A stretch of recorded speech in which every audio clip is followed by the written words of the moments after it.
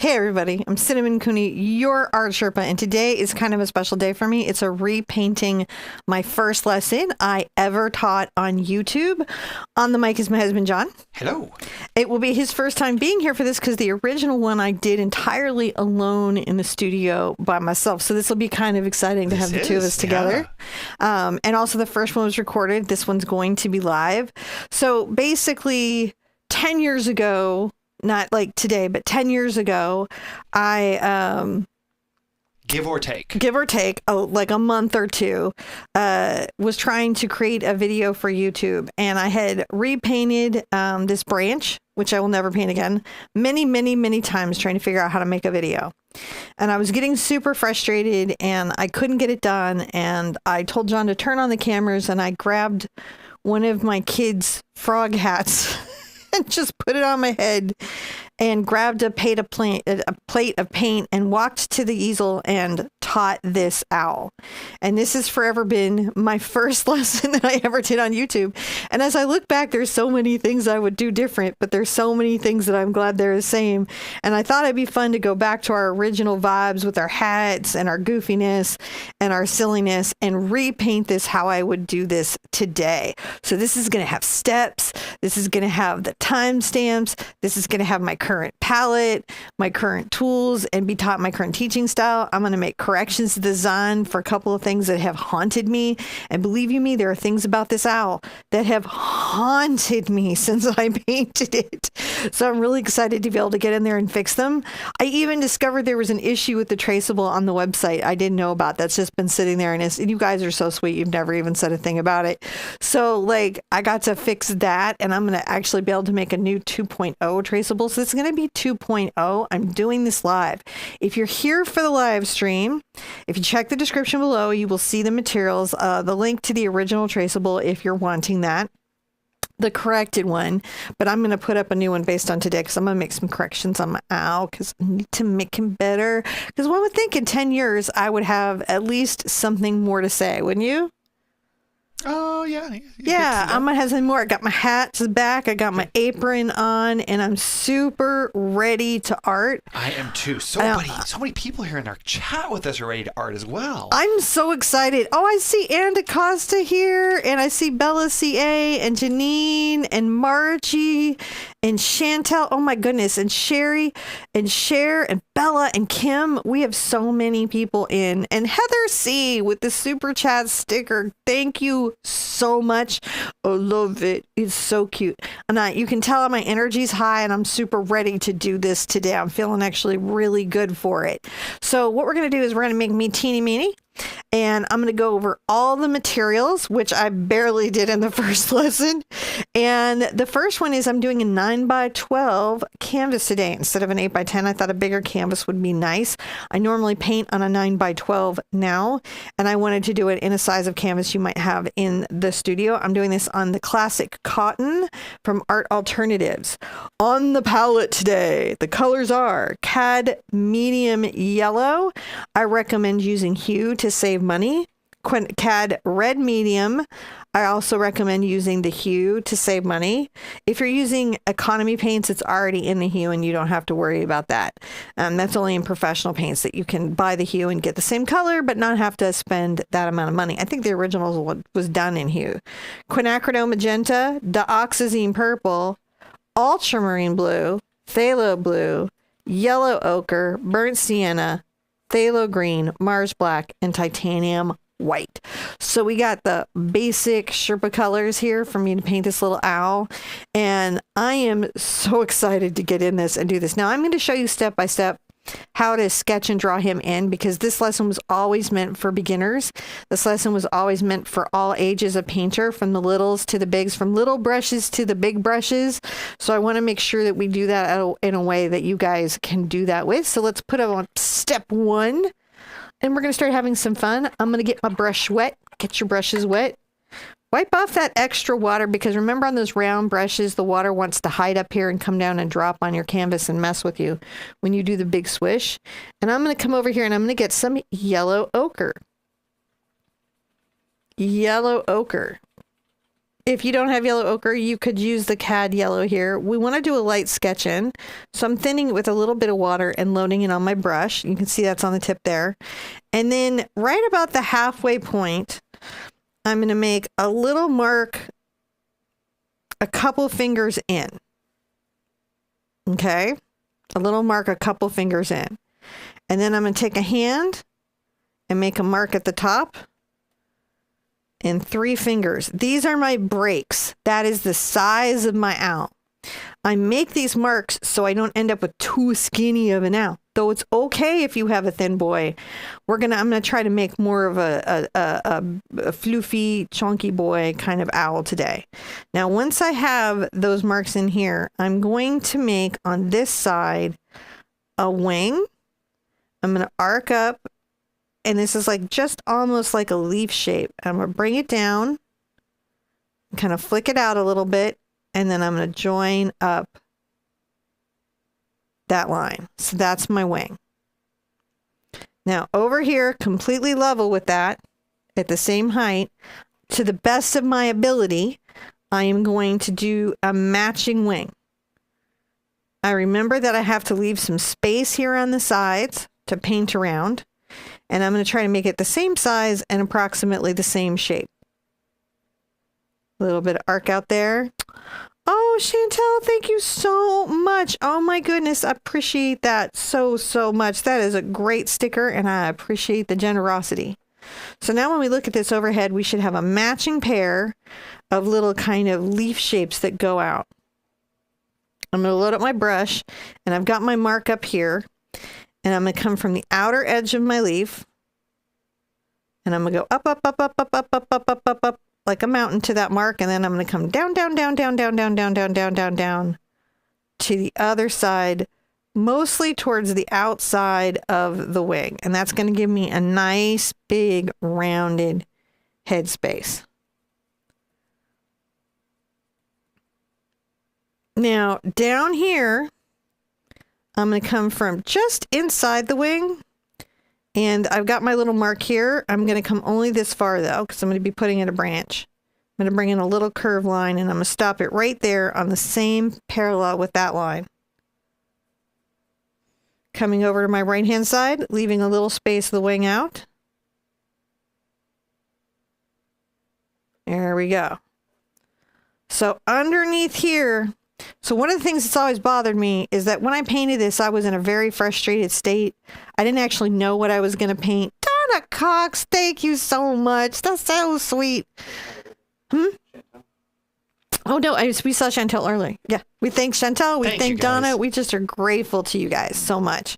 So I was in kind of a weird state. I didn't know what I was going to paint, and I had been doing a lot of painting parties, and I had done these owl designs, which had gone really crazy. Like everybody was knocking them off. I was like it was amazing how wild it went. I had so many students in every class, and I was like, well, I for sure can paint an owl. But I didn't do this spacing thing, so I ended up having to stick his legs straight out like he was doing the splits. And it has haunted me to my core since the day I put it up. Now, it's never bothered any of you guys, and you guys kind of have loved the sticky legs and enjoyed it. But I have really wanted to put him, this good owl, on a branch. So on the same level as this line right here, I'm going to come over to my left-hand side, and I'm going to make a wandering kind of wiggly line right across.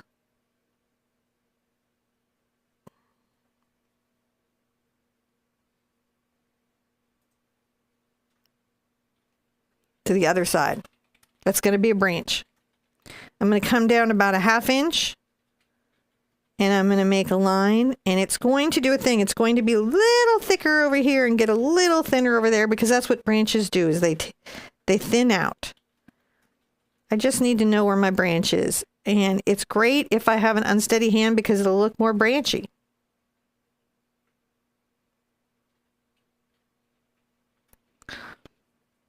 Now, once I have that tree branch in, I'm going to come over to my outside line in just about a 1/2 inch. And I'm going to put in a center little foot. It is also a tapered shape. I'll go ahead and paint that all the way in. I'm going to come back over this with black later, but this way I'll know where it is. And I'm going to make 2 more toes on either side. I'd say that's actually more in than even a ½ inch. I'd say it's even a couple inches in. I just want a ½ inch from the outside to this outer toe. I'm going to come inside and make another little curve line for another little owl toe. These are really talons, but we'll call them toes because this owl is not a killer. This owl is a lover. This is like one of those little burrowing owls. It's just a sweet little owl doing sweet little owl activities. But I think to probably all rodents, owls are not sweet. I'm going to want to leave a space of a couple inches, and I'm going to want to have a space from the outside here as well. So I'll make my outer toe.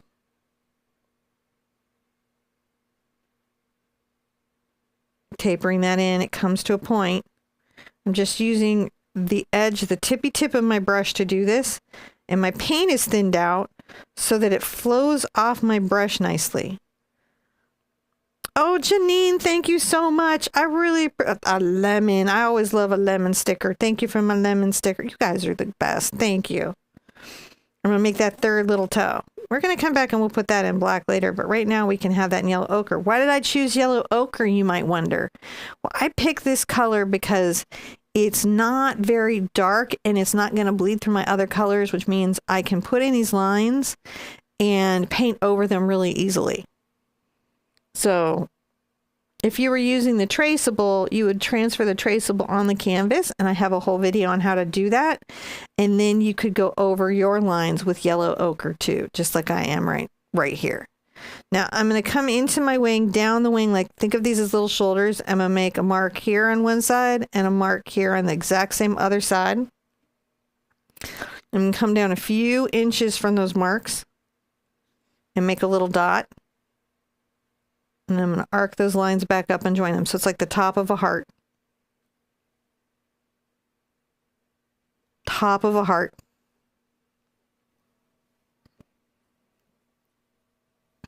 Now I'm going to draw some eyes on either side. And I want big eyes. I need owl eyes.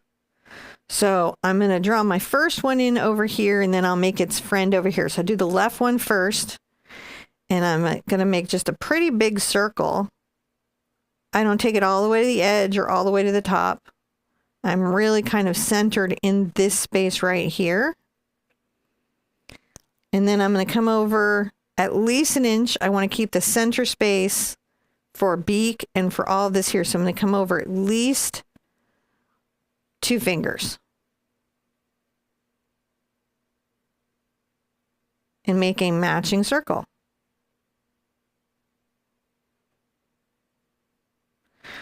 Now between those matching circles, I'm going to make a downward facing triangle.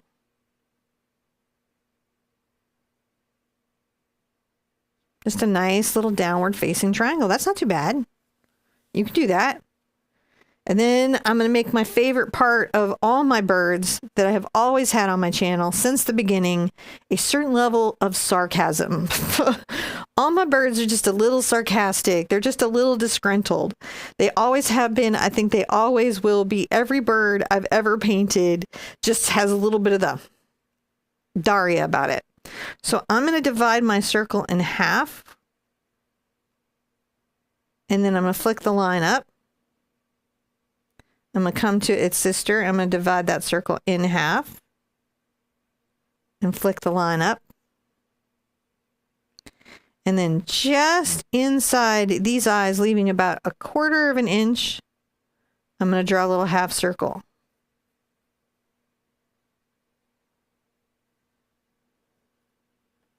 That is almost done. Now we have to do one little detailing. I'm not going to worry about drawing out all the hearts. One little detail. Yeah, one last little detail so that we have it for when we get the red, because this will go nice over it. I'm going to come up on my wing about an inch and make a mark.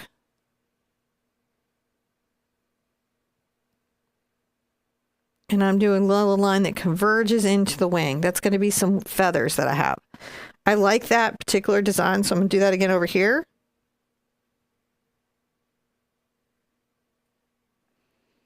And then I'm going to just divide it into segments, 4 segments. 1, 2, 3, 4. Same on the other side.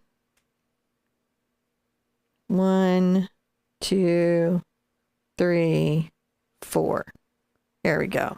So that'll give me that patterning that I can do. I don't worry about my feather ears. I don't worry about any of that yet.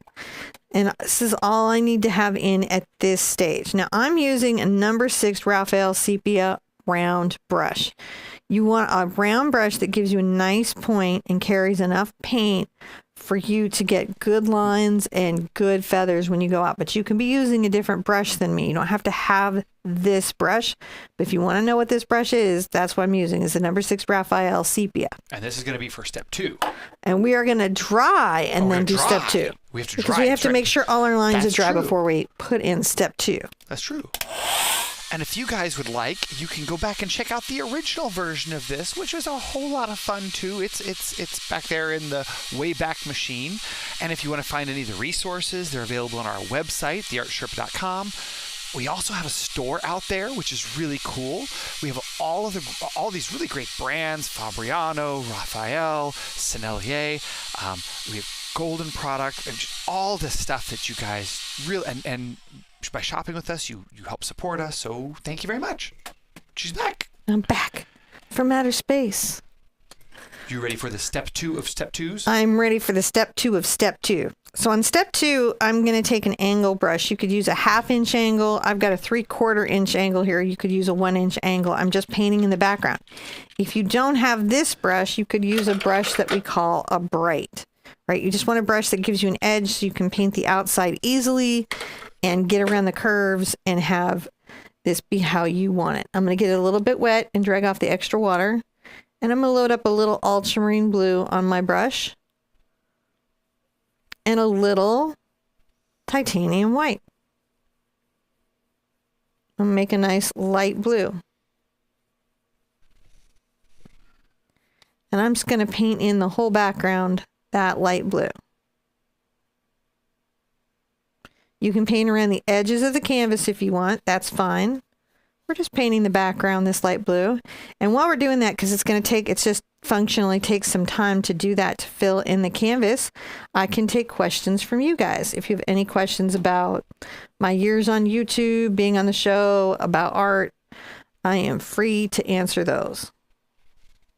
Well, I was going to say, I was just looking over here and everyone was commenting on this is a really, everyone believes that they can do this. This is they believe this is one thing that's very achievable. It's really a great first painting. And Bree also says that she loves to see you in the hat and apron again. It's been a minute. It's been a minute since the hat and aprons. Has been a minute. I'm just coming around the edges here. What you see me doing is painting my edge.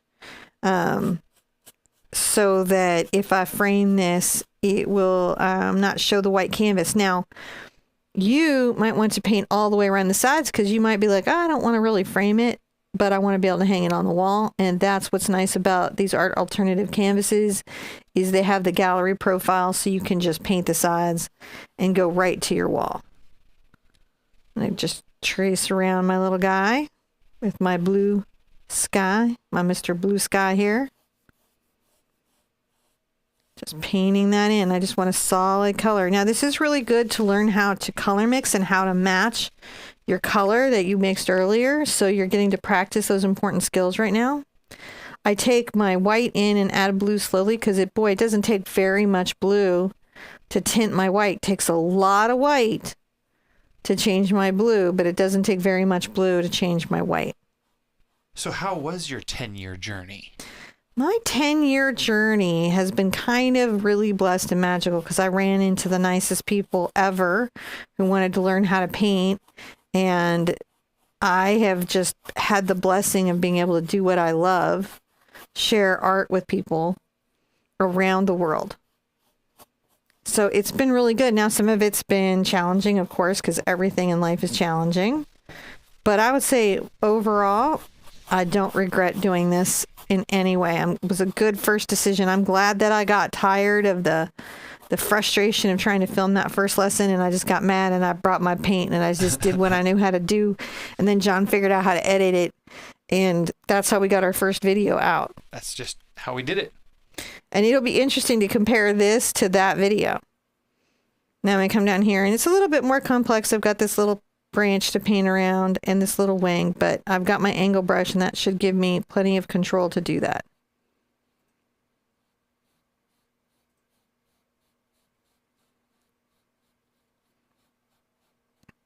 I have a lot of light colors here, which is why I didn't paint the whole canvas blue and then sketch on the top like I sometimes do. It's better for this one if we paint it in this order. Especially better for you at home, just in case you're painting with economy paints. So there's some really great things out here. So Bernadette, I think, is having a very honest experience. How can I continue to have healthy self-confidence as a painter? People always love my arts, but somehow I always think that I could be better. Well, it's a wonderful thing to have a drive to grow. That's a good thing.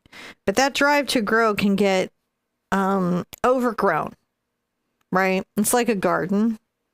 And when it's tended and it's cared for and it's not allowed to get a lot of weeds, that's a wonderful thing, that urge to grow it. It inspires you to take classes. It keeps you open.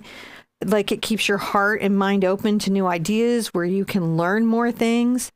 But when you start to compare yourself to others, or an arbitrary goal in your own head of when you will be successful as an artist, then it will start to turn on you and it will suck the joy right out of your painting experience. So it's about finding the balance on, wanting to learn and grow as an artist, which we all do. And by the way, it's hard for all of us to keep that garden tended. We all tend to let it get a little weedy from time to time. Like, sometimes I will see, other art and get like really frustrated with myself.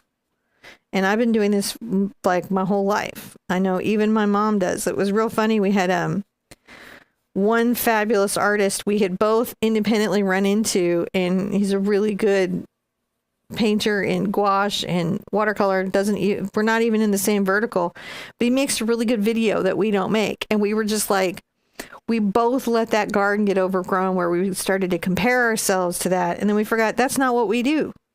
We don't make that video. Yeah. That's not our video. It's a great video that he does, but we don't have to be that to be successful. So I think anybody can let their garden overgrow. And then you just got to kind of get in there and weed it. And you do that by reminding yourself what you love about being creative. And remember that this, I know everyone says it now, but when I first got on here, I, was like, it's a journey. And it still is a journey. And the reason that it's a journey is because you never stop growing as an artist. You can paint to the day you exit this earth. And many artists have. I admire this artist, Beatrice Woods, the Mama Adada. And if you look at like how long Monet and other artists painted, we never stop growing, and we never stop trying to attain the next painting or tell the next story. And as long as you realize that journey isn't, I've been saying this a lot lately, it's not a staircase, it's an obstacle course with switchbacks. I think art, maybe a lot of things are like that, not just my mental health. And you've got to be ready to let that be okay. The setbacks, the forward, the place that you're at today, the skills that you have today, and then, and embrace the skills that you will wish for tomorrow. Yeah. Lindsay Michelle, do I have to draw it to create it, or can I still trace and make it my own? Well, of course, you can still trace. You do both. Whatever's right for you. Whatever's right for you at this moment. It's always okay to find your own way through a piece. I think that's like completely there. And Bree says, I have a tendency to paint a whole painting up to the last couple little things. How can I fix that? Completion. Completion is that's why a lot of times I like tell you guys, don't worry about perfection. Let's just get this done, because that's where it goes. I think the thing is to realize about 2/3 of the painting are really building up to the last orchestra of what's left, right? It's the last little bit that pulls the painting all together. You guys ever notice when I'm painting, especially one of those big 3-hoot ones that are multi hours, there's a long time that painting looks very awkward. And then all of a sudden on the last little bit, I had highlights here, I had little details here, and it's almost like a bike going downhill. It just goes so fast and the whole painting comes together. It's remembering and keeping the stamina that you're doing this so that your painting can come together. Just trying to remind yourself why you're there. And, give yourself breaks. Remember, you don't have to do it all in one sitting. Keep it fun. Put on music. Put on a book on tape. I often listen to an audiobook, and that helps me from keeps me from getting fatigued when I'm just alone here in the studio. Because, by the way, this is actually mentally taxing, as I've come to realize lately. And you got to pace yourself so you can actually make yourself tired, and you got to make space to be tired. Yeah, because it's you want to be at your happiest when you're painting. You really do. No, I'm going to dry. Right. I'm going to dry this totally, and then we'll do the next step. So, yeah, when you guys are drying, don't forget to thoroughly dry your surface, and don't use heat. Heat isn't great for paint. It can cause you can get a little bit of color shift in some of your more budget-minded paints. But really, just heat isn't good for acrylic paint. It's just it's not good. You should just use it in air mode. That way, it's cool. It's a cooling breeze. And there's your public service announcement for the day. Was that the public service announcement for today? I think so. All right. Third step. Step 3. Step 3. Let's say we. All right. So I'm going to take a little bit of my burnt sienna and my Mars black together. And I'm going to make a dark brown. Dark brown. Dark. And I'm going to paint in my tree limb with my round brush. This is the number 6 Raphael. And I'm just going to paint that all in. And I am going to kind of use these weird little short brush strokes. It's okay if the yellow ochre is showing on the outside of it, because we're going to paint it in layers. And it's okay if you paint that out. And we're going to paint this whole lower branch this dark chocolatey brown. It's going to be our base. Now paint around my toes a little bit preciously, but I'm going to be coming back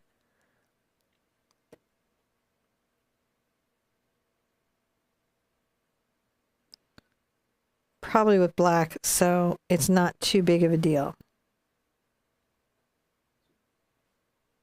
Gwen asks, how can I get my mojo back to PA? What's PA? I'm not sure. Pennsylvania. How do I get my mojo? Oh, there we go. She must have a cat, I'm guessing. So how do I get back into painting after a loss of a loved one? Oh. Grief is real. It's a real process. It's super necessary. And sometimes during grief, we want to go to things that make us happy, have made us happy in the past, but we find we just can't access those things. So what I would say is gently. You've got to get back into your mojo, getting that back. And that is sometimes like being easy with yourself and recognizing that, it's okay to take the time that you need to take to feel the loss that you've experienced, and maybe you do things that are creative, but not the same. Like painting's pretty intensive and it makes you retrospective and you get deep into your feelings, and that can be really complex during grief, right? But like a coloring book does not necessarily do that as much. Or a Zentangle, man, those Zentangles are super healing as a creative practice. We're having a Zentangle teacher at our art retreat. That's how healing they are. And so sometimes something like cross stitch, a Zentangle, quilting, another creative hobby that allows you to get your creative spirit back, but doesn't ask you to get into the deep space that painting or drawing can take you into. And then as you're healing, you'll know when you're ready. And it's okay to not be ready for a little bit, especially if the loss is profound, right? We have to give time and space to feel our losses. There's this cartoon, it was, what was it? The Midnight Garden or Midnight, wasn't the Midnight Burger. Midnight, oh. Are you talking about the audiobook you were listening to? No, the one where it was an animation and the animations didn't really go with what the person was saying, but they were experts on grief and loss. Oh, right. You know, that was and that was on Netflix. Man, I wish I remember what that was, but it was really one of the most profound things I've ever seen. I know what you're talking about, yeah. Come here. If John's going to remember it or I'm going to remember it, and I may come back, find it, and post it in the comments hereafter, because if you're going through grief, I think it's a good thing to watch. It's weird, but when you really listen to it, you're like, wow, like profound stuff. I'm going to make a short, tiny little line right there, kind of an inch away from the owl, kind of spaced in between the two. And then I'm going to come down right here and make another little line between this foot and that little bum.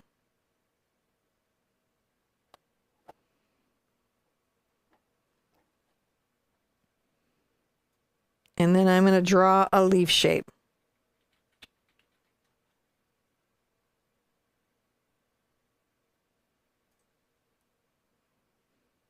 With my brown. I know that's unintuitive, but that's what I'm feeling right now. We're going to do it with our brown. Draw another little leaf shape.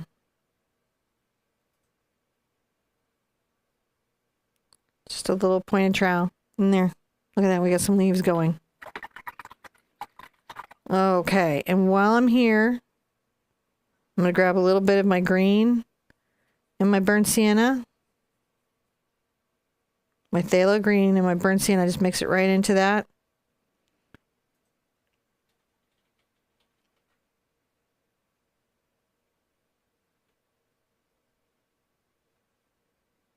I'm going to paint in my green.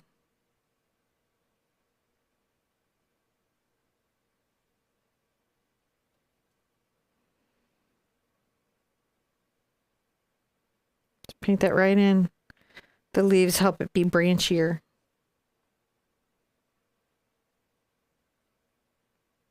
I've looked at this painting a long time and thought for a while about what I would do different. This is definitely in keeping with that. All right, let's call that a step. Okay, let's see here. Step 4. And I do believe it was it the Midnight Gospel? Midnight Gospel. Thank you, babe. No, and actually that was it was on Netflix. Huh? It was on Netflix, wasn't it? Yes. But yeah. Shout out to Paige who told me. Oh, thank you, Paige. It just is really wild. And if you need it, it's very powerful. Yeah. I'm going to take the smallest amount of my Doc's purple. And I'm going to get some white into it. This is just like the other one where it doesn't take much purple to change the white. It takes a lot of white to change the purple. I'm going to paint my whole belly in. Did we put up a new step? I do believe we did. Okay. I wasn't paying attention. I was deep in the thought. You know what? I wasn't paying attention. I'm still using my 3/4 inch angle brush. I'm just going to paint in the whole belly with this purple. Now, if you deviated in your color pattern, would that be okay? Yes, please do. Enjoy. If you wanted to customize your livery, so to speak. Absolutely, and I highly recommend it. Now, I might use my round brush at this lower edge down here where I need more control. But for this big work up here, I'm going to use this bigger brush because that way it shortens the amount of time I spend painting. Sometimes if you use too small of a brush, it can wear you out on a painting because it takes so much work to get anything done.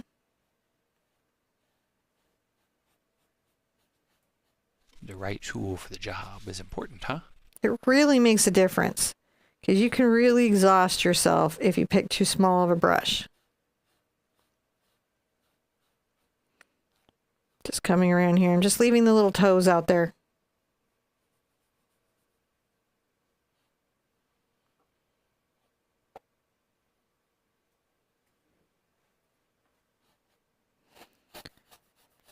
Just leaving the little toes out there, and then I'll fill the rest of this in with purple.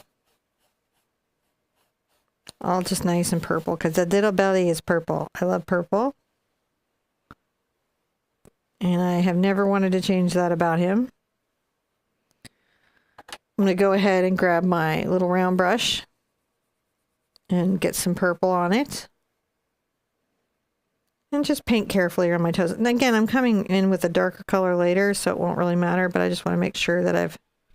Such a lovely message from Terry. Thank you very much. We really love that you've painted with us. We love being part of your journey, so thank you so much. Oh, thank you, Terry. That is really nice. Good day from New Mexico. You're super awesome, and I've learned so much in the last 2 days. You're a true godsend to me. Thank you for sharing your knowledge with us. Thank you for being here with me. Thank you. This is a community effort. We do this together. We're doing this together. Oh my goodness. I love that. This is purple.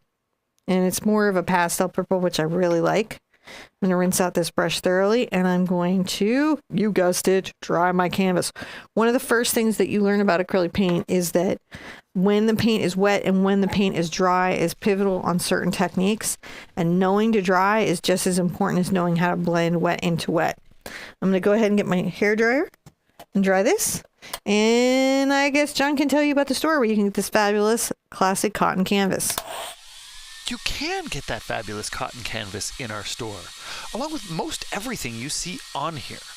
And that's because we have this cool e-commerce store now where we sell stuff, and we try to keep it stocked with really good materials for you guys. I mentioned that earlier. It's a fantastic way for you to help support us and our show. It's been really great working with the partners, because we're able to really focus on working with just products that we love, and we know that we can get them from manufacturers in they're not improperly released products. They all come new from the factory. They're all done really properly. So it's been I don't know how to, I'm not good at pitching us yet, but I'm working on it. It's good. Go shop in our store. Yay! Yay! All right, next step. That's a new thing since our first lesson. Wouldn't have ever imagined that was something I would have. Come into my wing here. I'm going to take my yellow, my CAD yellow medium, and a little of my CAD red together. I'm going to make a bit of a CAD orange. I want it to be a yellow orange, so I'm keeping it a little more biased to the yellow. I'm getting a little bit of water on it. There we go. Just to mix that in. And I do that so that I can put the really bright yellow pin feathers on later. And also because there's a nice contrast between yellow and purple. So having this little pop of yellow on the wings will be really nice. But I want it to be just a smidgiest orange. And that's one of the fun things to learn how to do. Put this down, this really juicy paint right here. And it's just going to be delicious to our eyes. And we're going to love it so much. Like a sunshine, a ray of sunshine in the wing. Just warm and cheerful. Deborah, I so appreciate that. Thank you. This little owl is so cute, Deborah says. I agree. I appreciate the super chats.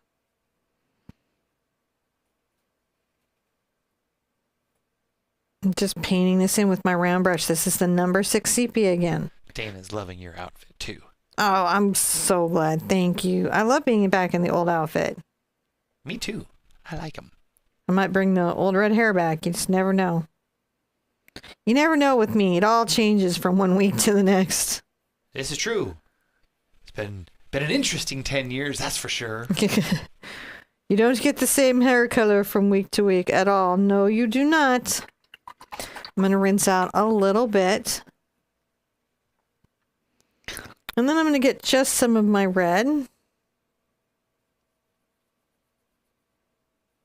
Just my cadmium red, and I'm going to get a little bit of white.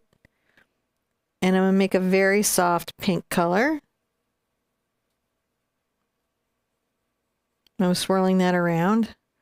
And I'll roll my brush and load it on the tip. And I'm going to come in here and paint these little squares.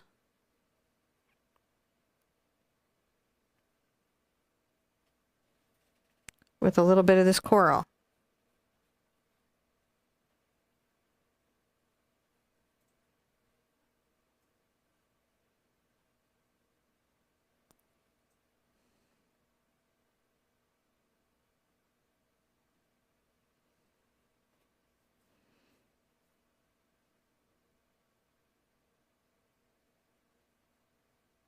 There we go, just a little bit of that coral.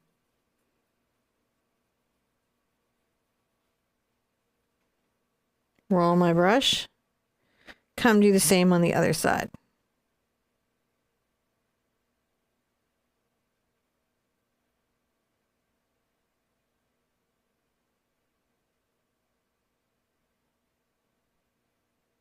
I really paint in around the ochre. Colleen, thank you so much. I love my dancing lemon. Thank you. I so appreciate that. I see Wandering Star say, Deborah Party, hoo. Oh, it's so cute to see the chat going. It's really fun. If you're in the live and you have questions, put them all in caps. No one will think you're yelling. And then if you're watching this on replay, because you couldn't be here during the live and you had a question, you can leave it in the comments after the show. I check my channel every day. I don't get to every single question or comment, but I get to them every day, as many as I can. There we go. So that's just that nice basis for that. Let us call that a step and dry it with our dryer, shall we? We shall. All right. Yay, the dryer. So, told you about the dryer, told you about the website. So many resources out there. If you are watching this on the replay and you have not joined us in a live chat, I would say there's a lot of fun that happens in live chat. And you can see it over there on the side. And we really encourage you to come hang out because it's a great place to meet new peoples who also like painting like you. And we have a good Facebook group that you can join, and we have Instagram pages, and we have stuff, and it's all on our website. You know, I'd like to shout out the Facebook group. It's a really great place. Yes. We do have, what is it called? The other one that we have? The Bad at Promoting Ourselves The Bad at Promoting Ourselves disease, which we definitely have that. But there's the Facebook group, and it's a very curated group, and you can share your artwork there. And if you're a more modern person, we have Discord. Yes. Right. So we have a Discord if you're a very modern person. But I do highly recommend the Facebook group. It's not like the rest of Facebook. It's not just the Wild West in there. We like really curate it and pay attention to it. And everybody is really nice. And it's a great place to have your first painting. Now, can you imagine as we put up step 6? Step 6. And I change brushes. And it all happens live with these graphics and your picture and there's multi-camera angles and all that stuff. I would never have imagined this when we first made this video. I was just like, how are we ever going to get a video out that explains what I'm doing? How am I ever going to, everything on YouTube is short then. And I was like, I never know how I'm going to get the whole video out. We could do this in 20 minutes. It's like, it just didn't seem possible at all. None of it. And so we just went for it anyways. Now I'm going to get my brush a little bit wet. I'm using, this is a number 6 Bright from the Catalyst line. It's by Princeton, and I'm going to get a little bit of white over here to my quinacridone. I'm going to make kind of a nice hot pink. And I paint the whole face in with this hot pink. So a lot of this is almost like just coloring. You're coloring in the first steps, and then you come through with the details, and that's what brings the owl together. Now, for those who are first-time painters along with us today, you talk about this being the underpainting sometimes. This is exactly what we talk about. It's an underpainting. It's the beginning. Acrylic painting is different than watercolor, and it has a really long, awkward stage. So you can't even worry about how you're doing in the early stages of the painting, because it takes all the steps for the painting to come together. We were talking about this earlier. I don't really need that little line.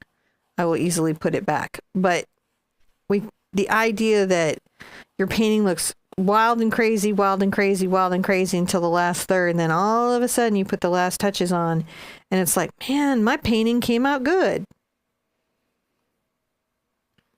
I'm just making some more pink. You'll notice that I don't go from the middle of the plops and work them together. I always work from the outside edge, and that's a way that I do paint management and keep my palette from getting away from me. It tries to escape. If you're a new beginner, there is a whole beginner acrylic painting course that's free on my website that you can do. Everything that you could do that you need to know. Take years off of your journey of just trying to figure stuff out. It really makes a big difference. Oh, yeah. And if you are into it, we also have books for our acrylic April series. That's true. Series I. Series I. I don't know. Series is cereal. Our series of series. Our series of series. There's Siri. No, I'm just messing. Just bringing this in. Now I know I can paint my eyes in. I don't have to be perfect here. I'm just trimming around. What I want to do is just have a nice solid color, bright pink. But you can buy the books on Amazon. Shameless self-promotion. Well, I mean, I think you're going a little crazy. You got to tone that back a little bit. Back. It's too much. You know, we just don't want to be out there like, comment, and subscribe, especially like before someone even watches the video. It's like, watch the video. If you want to do those things, that's very cool. You know, we usually get into it in the later part of the video. Yeah. So we're just painting that all in pink. I'm going to rinse that out.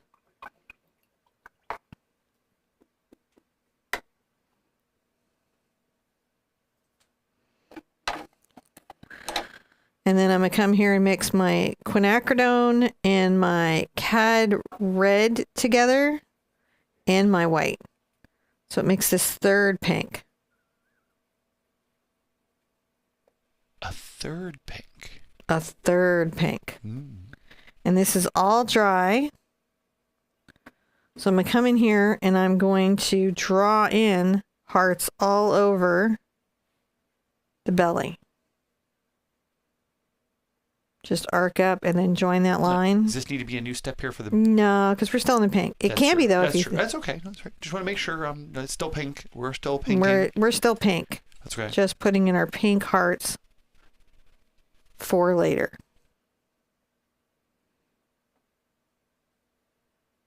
I'm going to put one right there. And I'm going to just try to place them randomly around.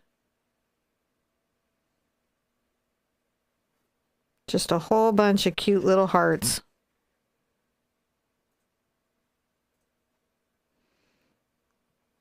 Why did I do hearts the first time? I was into quilting. You'll notice there's stitch work around the hearts, which I'm going to do again, but differently.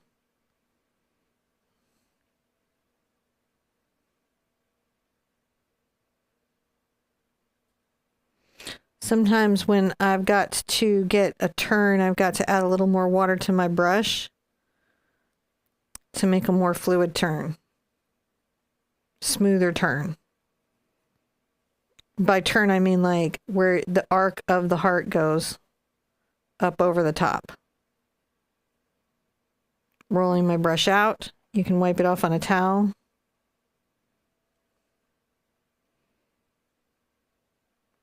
Put a little heart here. Put a little heart everywhere. Put a little love in your heart.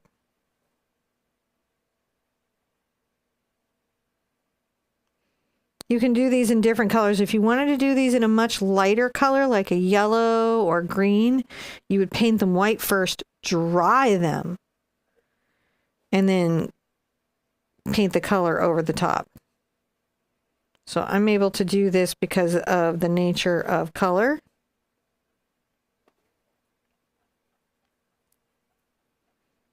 But if it wasn't layering well like it is, that's what I would do. So I would paint it white first. And kind of try to paint a little heart down here. Sort of awkwardly to the side. It's a little smaller. It's a nice fill in. Gives good balance. Paint one up here.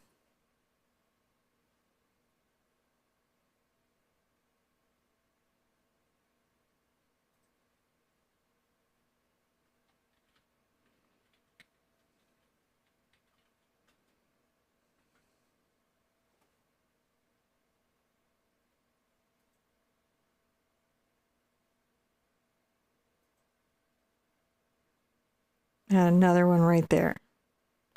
So just a nice little smattering of heart.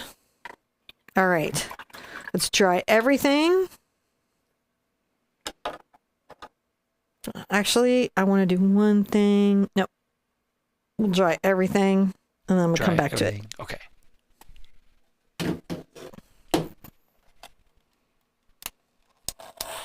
And I wanted to let you guys know that today was brought to you by you guys. Thank you so much for being part of our community, for liking, commenting, subscribing, sharing, all the little humany things where you push the buttons on the social medias. That is super important to making sure the message gets out there. And we tell the robot overlords that we like this thing called human interaction between each other, where we get to sit and paint together. So, thank you.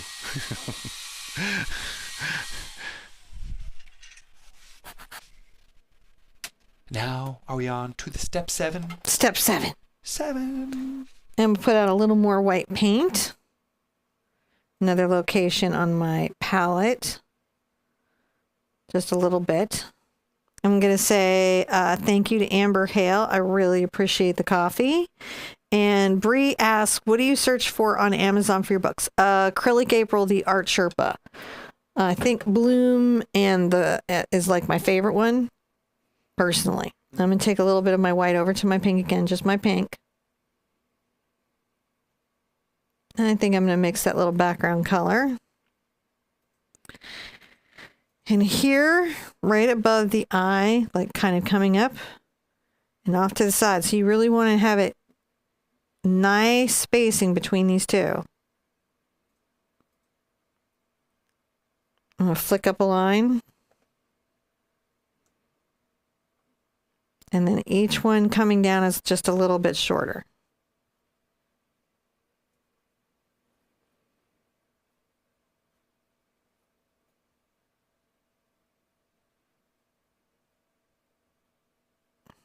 I'm going to come over here with a little bit of water on my brush.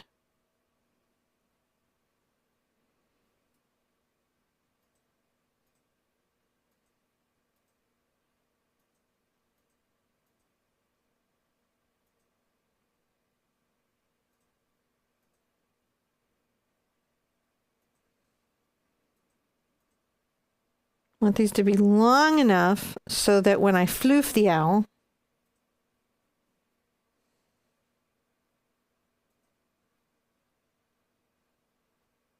which is just these little flicking brush strokes, my round brush, come here and flick out little short brush strokes all around this little edge here.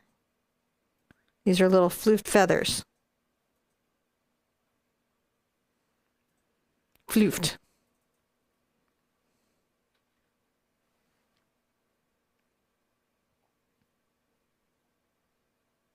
Look at that.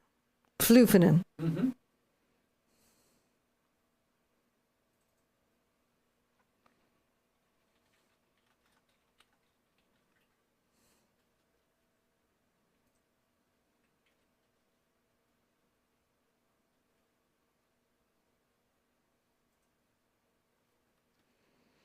I'm gonna rinse that out.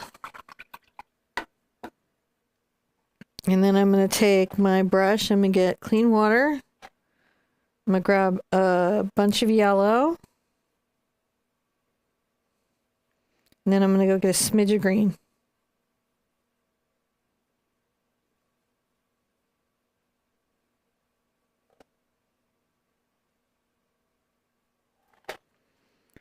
And then I'm going to come on the inside of my eye here.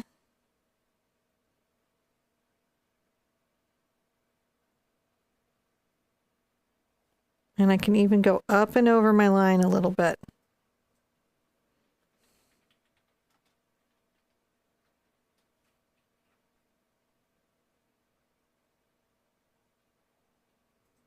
Making a U of green.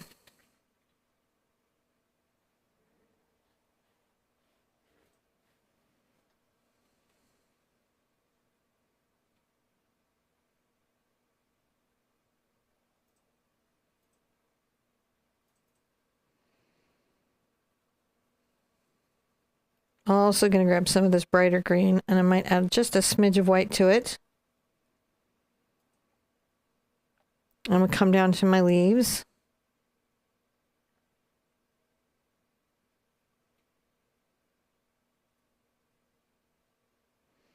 And add just a little highlight, little short brush stroke on either leaf, just to make them a little leafier. They're leafier, my friend. Yeah. They're leafier.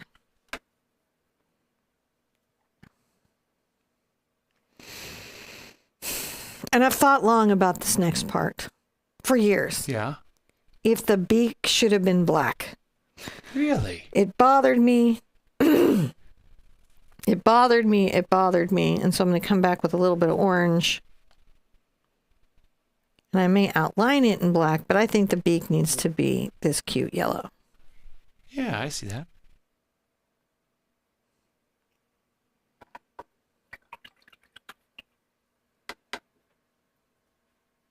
That's a good question. Are there tutorials for the shorts that you've been putting up?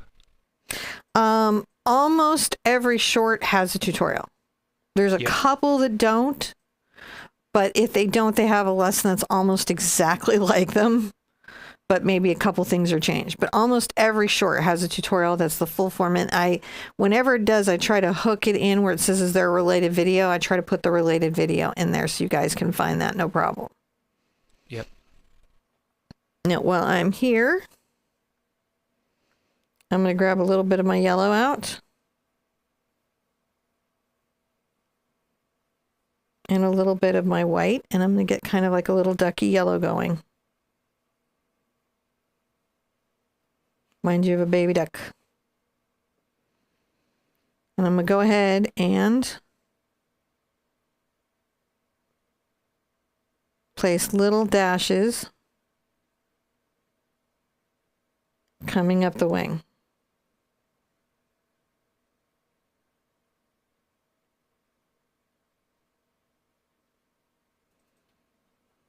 These are like little feathers, little short brush strokes. They kind of layer over each other a little bit like scales.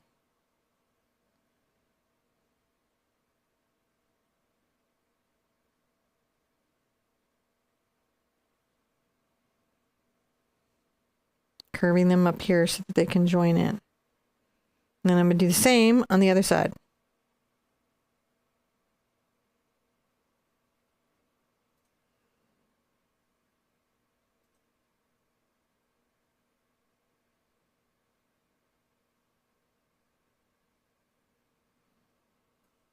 I leave a little spacing so that the orange can show around, so you can really see that these are feathers on top.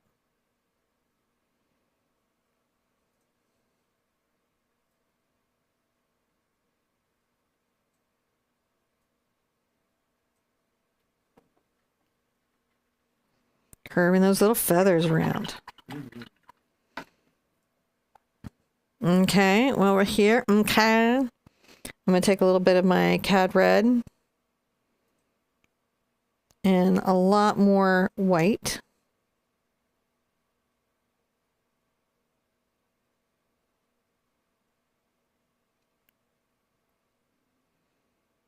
Make a light sort of cad red pink.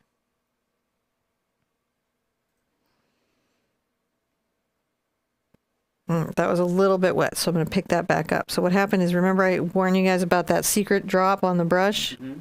That's what got me. The secret drop. It hit on my brush. I'm going to add some little lines coming up the little feathers here. Light pink.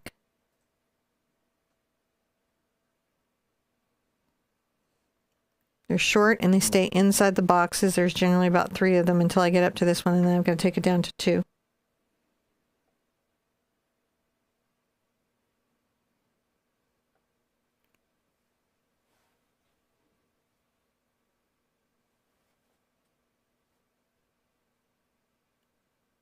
Just the same on this side.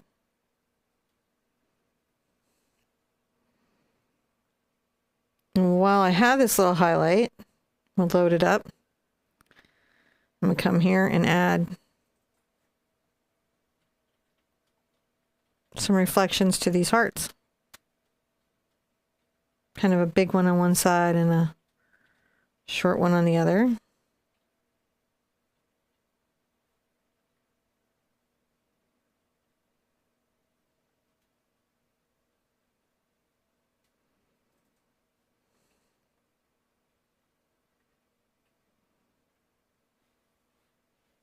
All right. That was a lot of work. Let's call that a step and dry everything with our hairdryer. All right. Put our number 6 down. We dry everything with our hairdryer. When we come back, I'll show you what you do next. Starting now. Yeah, it is. Okay, let's see here. So Kate asked a good question. If I use my printer, can I print out this owl, and how can I do that? So the best thing to do is if you go to our website, or check the link in the description down below, there'll be a link to a traceable, or if you go out to our website, you can find it on there as well. And when you can download it, it'll come down as like a PDF or a JPEG. I don't remember which one is available. And then once you download that, you can double click on it and print it. And then that'll be up to what your operating system is, how you're set up there. That's a little different for everyone. So probably somebody in your family can help you with your printer. But in essence, what you're going to do is you're going to download the traceable. And then we've even got videos on how to use those traceables. So you can just search in there how to transfer a traceable, and we've got those in there as well. So very useful tool. Highly suggest if you to use them. They're great for that. Yeah. Yeah, and they're for free, and they're over on the website. I would go to step 8. 8 is great. Let's come back down to our branch for a second. And I'm going to grab my yellow ochre and a little bit of my titanium white.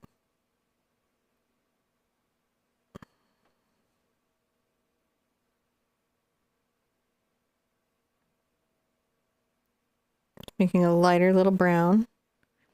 I'm going to come along the top of my branch and make little rough brush strokes.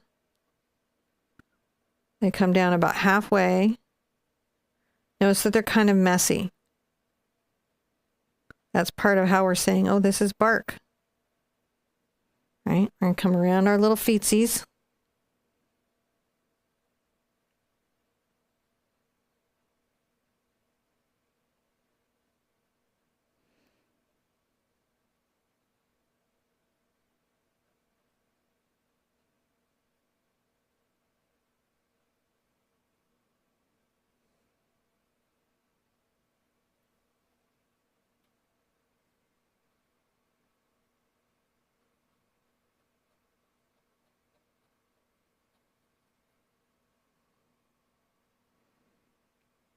Just a little bit up the branch here, but not too much down that one.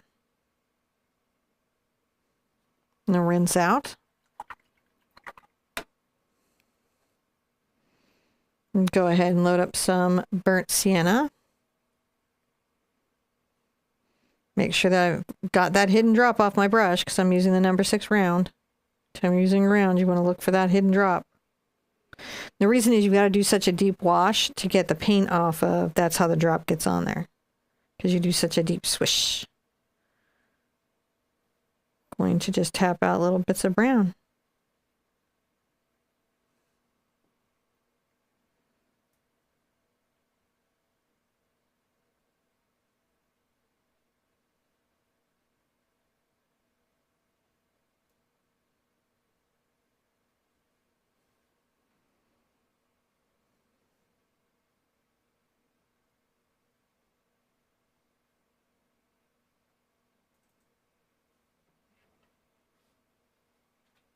I don't paint out all of the top, and I come up into it some couple of places.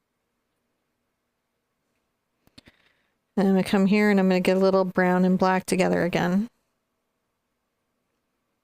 And make a very dark chocolatey brown.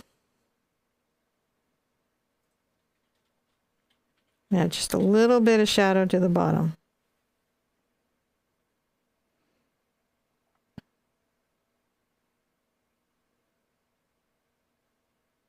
Can be quite rough and bark-like.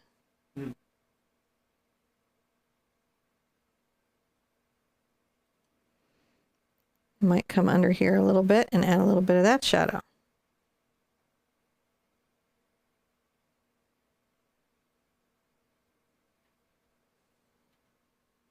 Now we have a little branch that everybody is sitting on. And I'm so glad because it's made me just wildly annoyed for years and years and years. Now in this particular case, I am going to do black, awesome. I feel, not the yellow for the feet. I'm going to load up black on my brush.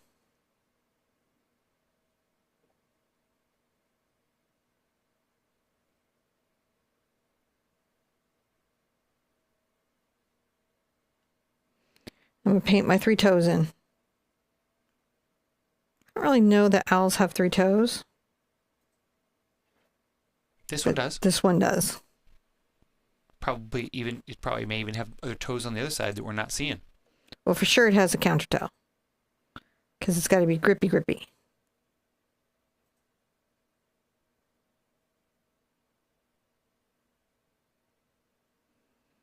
Little feeties.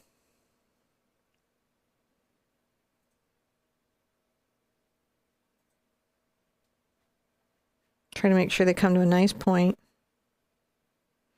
So they look a little bit dangerous. But also so that they feel like they could support the weight of such a cute, substantial little owl.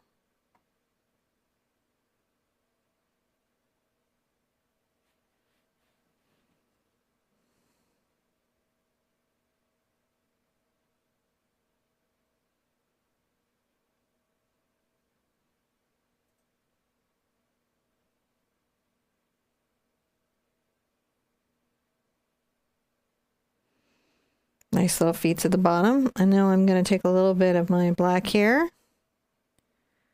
I'm going to come here and very carefully outline my beak.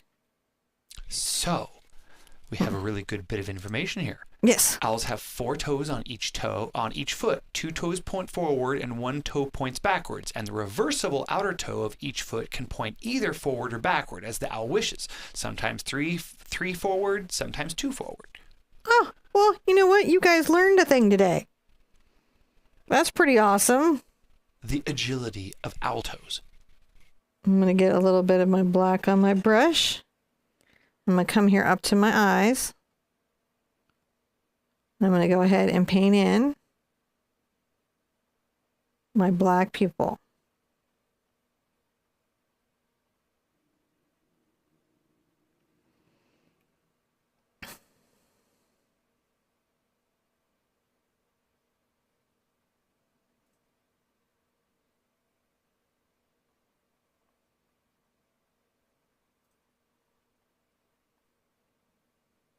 Looking all gruntled. All the gruntled you could have that you could want. All right, let's call this all a step. We're going to dry it again. Try it again. And we'll come back and add some more details to make him even cuter than he is right now. And him is pretty cute. That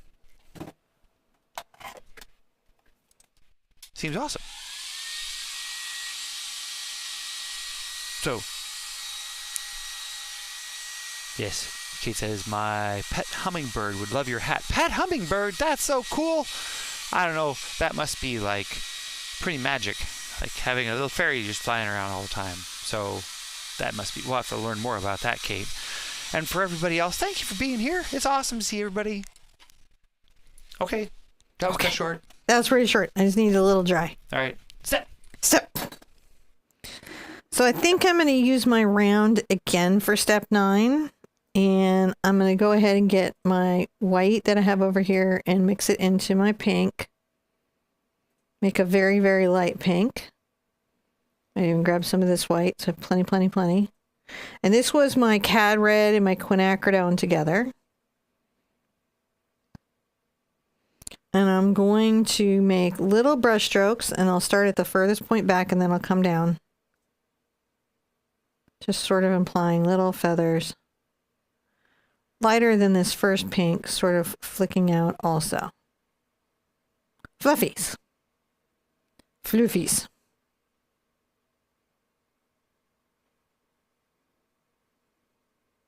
A little bit on the inside here.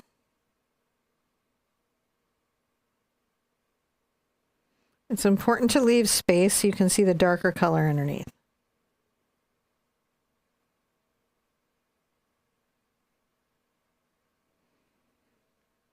And then I'm going to continue to just sort of scale down. And layer in those floofs. The floofs are just the floofs.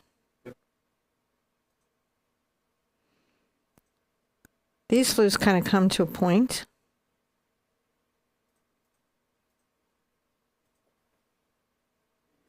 And then arc around the eyes.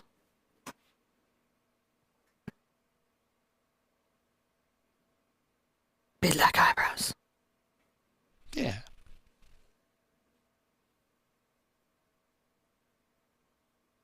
Maybe down by the beak, they're a little bit smaller.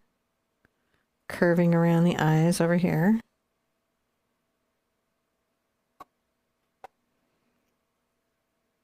And then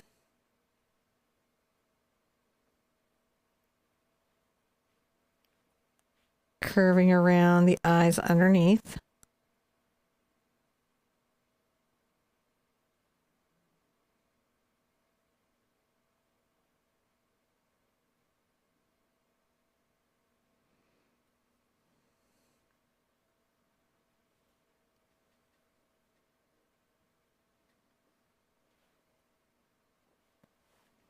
Just little dashes around.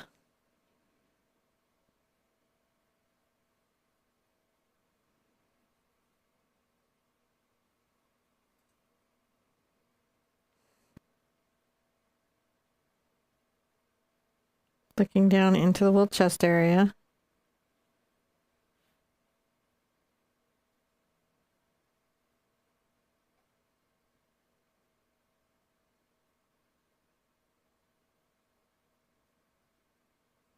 Just a little bit of floof. Come over and get a little of my purple. My purple. A little bit darker maybe this time.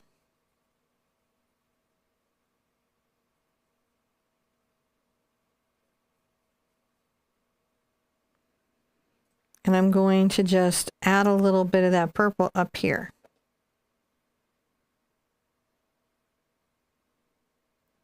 A little bit up into the little feathers over here. Coming a little bit up over the eyes.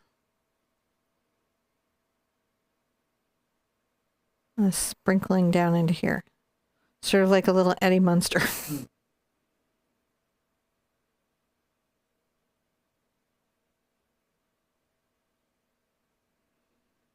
Just a little bit. I like it. I like it a lot. This is very cute. All right, let's call that a step. And then I'll show you what happens next. Oh, you're going to dry it. I'm going to dry it. You said call it a step. All right, you go do that. All right, you go. You dry it. We'll re-step after she gets back. She threw me. I thought she was just going to continue to paint on, but no, she's going to dry. So you got to dry between layers, and that happens. So know that just, it's okay. Take time, thoroughly dry. One of those things that has to happen in the process. The fluffernuder. So now we can re-10. Re-10. There we go. Re-10. So in step 10, I'm going to take a little bit of my white over towards my phthalo blue. So I'm going to be working there. And I'm going to get, I'm going to mix a little bit of a dark blue, but with just a bit of white in it, because you got to be able to see that the blue is blue, and phthalo blue can sometimes look quite dark without the white. And I'm going to come across the eye.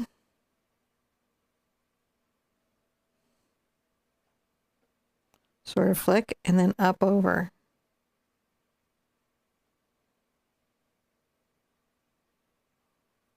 My first eyes on YouTube.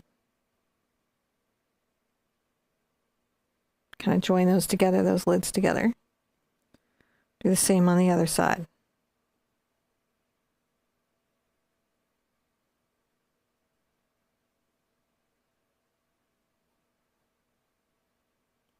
Painting that all in.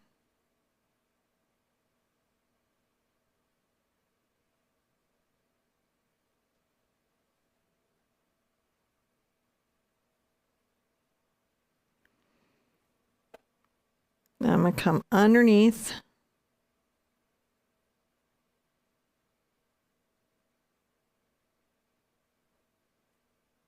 Kind of U in that blue. Gives him a little bit of, I need a cup of coffee.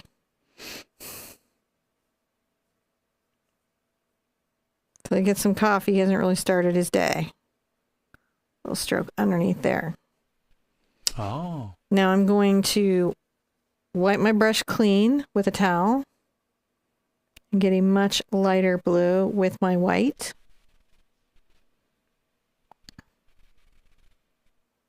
And I'm going to blend in a little bit of this inner eye highlight.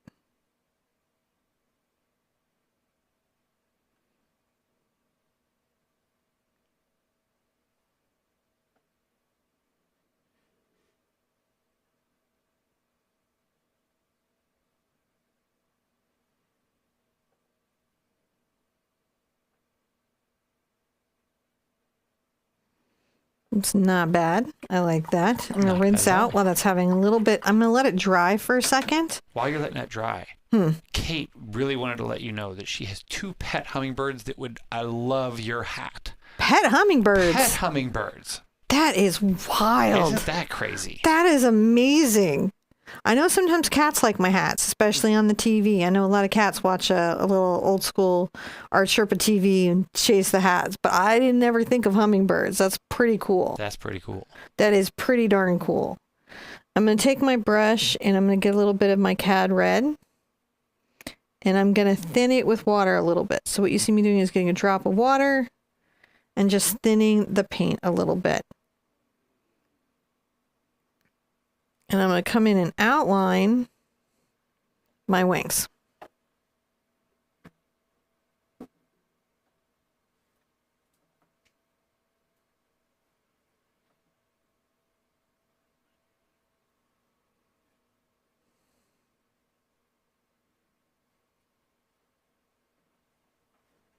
Just giving them a red outline.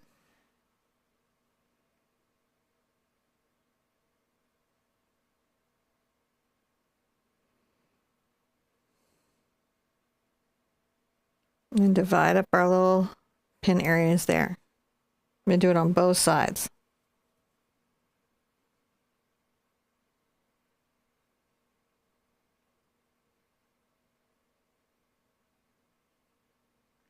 So I'm getting a nice line because I have thinned my paint with a drop or two of water. It's not wet, right?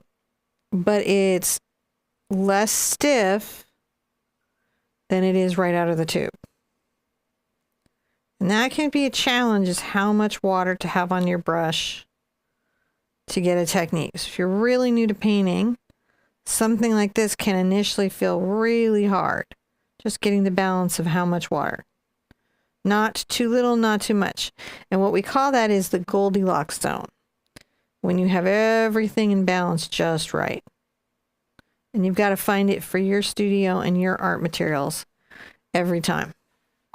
Yep. I'm going to rinse that out. I'm going to go ahead and get a lot more white and blue together. Make sure you don't have a hidden drop. And come on the inside and add one more little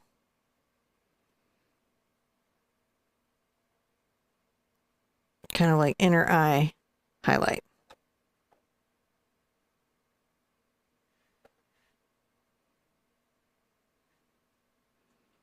All right.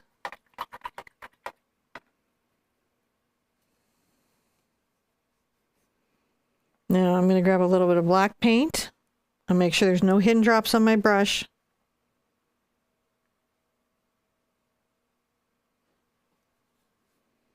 No hidden paint on my hand. I might want to dry that first if it doesn't. Oh, it did go. If it gives you any trouble, you may want to dry it first.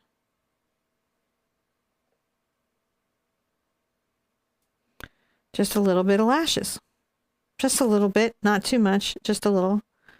If I need to paint in any of my eye to make it darker, I'll do that right now. Sometimes the black has to get a couple coats to cover well. So I find I might have to come in and do my inner pupils. Okay, let's do step 10. I mean, not step 10, but the next step. Do you want to try it first?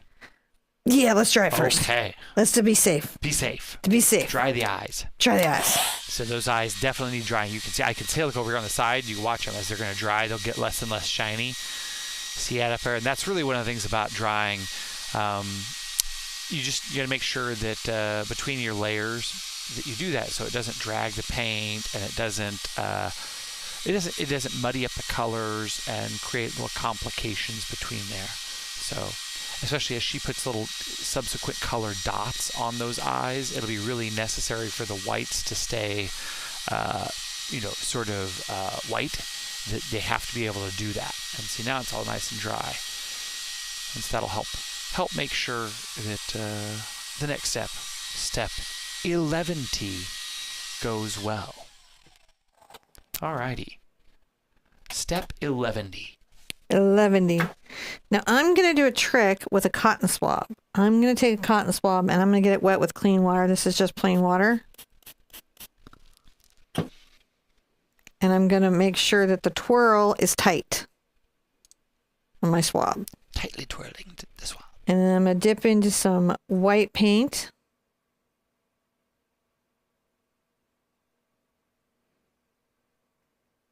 And make little polka dots around the body.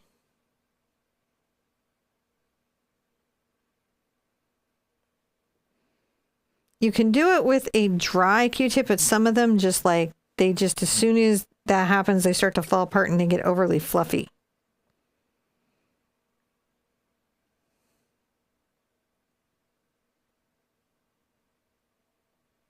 So I like the twirl method.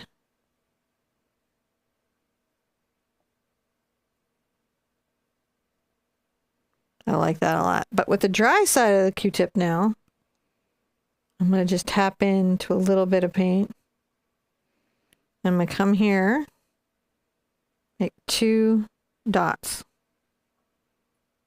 using the dry side, and then on this far side, same 2 dots. Or 2 reflection dots, which I like very, very much. I'll put that down to the side.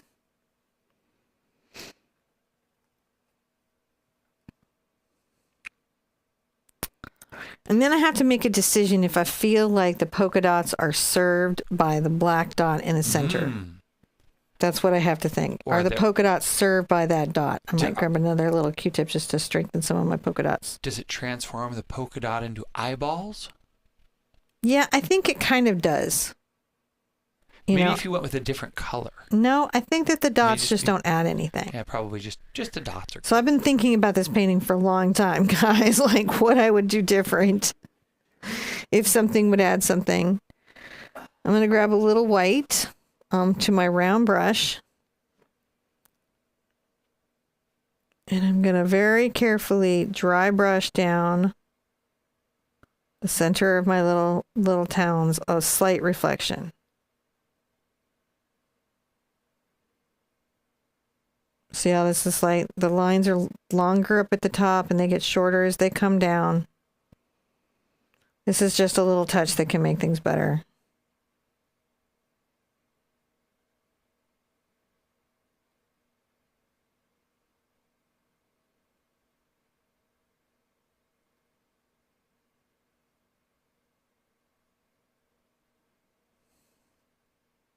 I like it.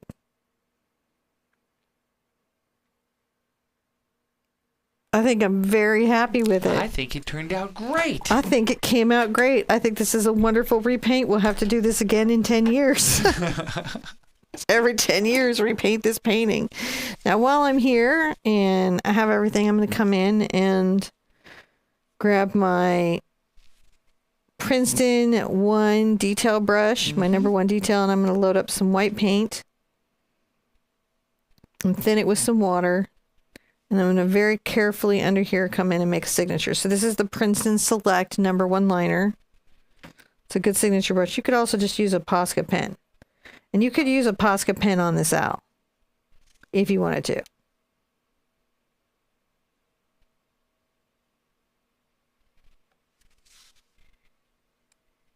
And I will make a brand new traceable. Brand new. From this guy right here. Because this is the Littlest Hoot 2.0. So you can watch either and see like how it's changed, how I've explained things. If you like design decisions I made in the original better, or if you like them in this one, you can change it up to make it your own. But I think this is a much funner, more accessible piece that's going to have a better result. Plus the step-by-step process of it will be easier to follow. And you get me. And you get John, which you didn't have any John before. You know, and I think having a little bit of John is a good idea. I really like how this came out. I hope you guys like how this came out. Now, this Saturday, we've got a landscape painting, a gorgeous sunset over a lake with reflection, and there's mist. It's going to be really fun and just enough silhouette to make it not too overwhelming. And we're going to be getting out our big scruffly brushes and doing clouds. So I'm excited about that. I hope you loved today's class. I just want to say to you, for those of you that have been with me since this painting, because I know some of you here will be like, I remember this painting. I saw this when it came out, and you've been with me this whole time.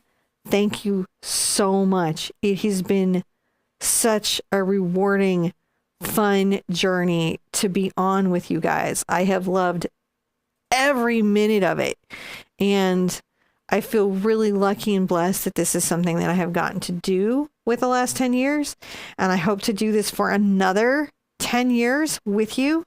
So I hope we meet again at this same bad time, same bad channel, and go, wow, it has been 20 years together. I think that that would be a really wild thing, you know? Yeah, so that'd be awesome. just know I love you guys from the bottom of my heart. I'm so grateful for each of you. I really don't have the words to say how really thrilled I am that I have gotten to be your art teacher. Be good to yourself. Be good to each other. And I want to see you and an easel really soon. Bye-bye.